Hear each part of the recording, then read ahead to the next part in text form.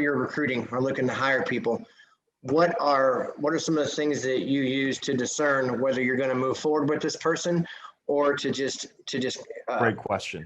cut it off and say, okay, this person isn't going to be productive? Where are some of the Great question, Craig. So my thing is, this is something that I learned throughout time, and I've actually asked, I've gotten help from, the guys I work with in our group. So like in the beginning, I just wanted to hire anybody because I was in need of an agent, right? So like I was like, if you can fog a mirror, I'd hire you.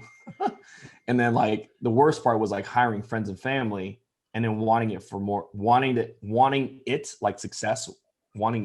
success more than they wanted it themselves, right? So because you're beating a dead horse is what it feels like. So now like I have knockout questions.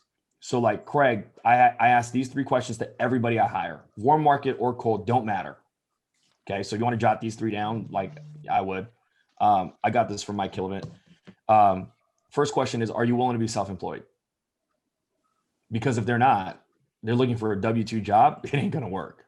Granted, we pay way better, but if they're looking for that security, they're not gonna get it here because you got to perform, right? So like in FFL, if you're, how people talk, Craig, like they're like, oh, I'm so good. And a lot of people, they interview well is what I say, because you don't say, hey, I'm terrible, I'm lazy, I'm not disciplined. Like they interview, oh, I was the #1 sales guy and da da da da. Okay, great. If you're that good, you get paid in performance here. So if your performance is very good, you'll make a lot of money. If you suck, you won't make anything, just so you know. So number 1, are you willing to be self-employed? If they say yes, then it goes to number 2. Number 2 question is, are you willing to buy leads?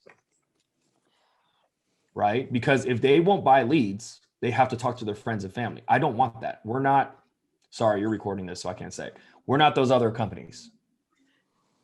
Because the roll-up debt is massive. That's why.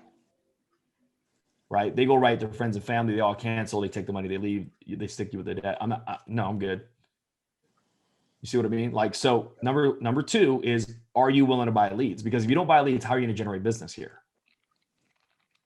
And if they say no, then I'm like, hey man, sorry, it's not a good fit. Go work somewhere else. And then if they say yes to buying leads, then my 3rd question is, are you willing to travel to go see your clients? Because even though we have leads nationwide, that area that you are in might not have leads. So you might need to drive an hour or 2 to go see your clients. So what I say, Craig, is like, hey, like, how like real estate agents have like multiple listings. So if they have multiple listings, their goal is to sell many houses, right? So like if you have a potential buyer that's an hour and a half away, would you go? And they say yes. I'm like, what's the difference between us and them? So like I turn away, Craig, more people than I actually hire. I try to make this thing look so ugly and bloody that if they go, hey man, I'm willing to do all that, I'm like, boom, I got a good hire. Love that. Because like in the beginning, I'll be like, you don't really have to buy leads. I can like get you some, and I can, no. Now it's like, hey, are you gonna buy leads?